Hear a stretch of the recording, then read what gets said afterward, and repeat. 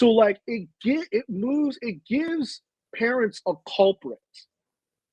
And Hmm. for so long they were held responsible for their kids being autistic.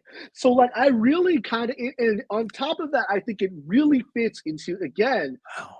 this kind of David versus Goliath thing. Because like think about the way that it was set up. Like it's these parents, these concerned parents versus the pharmaceutical companies. It fits so well in like a media framework, in a media setting. So that happens.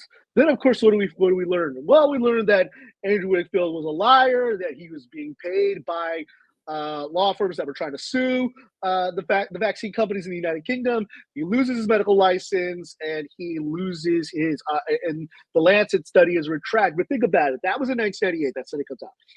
The study doesn't get retracted until 2010. All that stuff doesn't happen.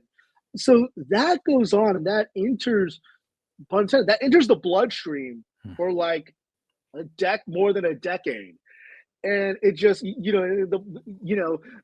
and that kind of just sinks in. It's what's funny. One of the saddest things when I wrote my book, I interviewed this one person, this one guy who his parents blamed themselves for him becoming autistic because of the vaccines, and they blame themselves like and just think about like what it did is that like and the point that I make is like think about how much different the world could be and what better things could exist for autistic people if we hadn't spent all this time talking about vaccines. So anyway, that's a long Wow, way man. about going around.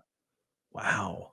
It's incredible. Like it's so like I look at this as just as a reporter, and I have to remind myself that most people are not reporters, and most people are not trained, and this is not trained to be professionally skeptical of things. I mean, that is one of our professional superpowers. Yeah, And it is amazing to me when I hear people talk about a member of the Kennedy clan who was exceedingly wealthy and married to yeah, Hollywood royalty as the David in this story.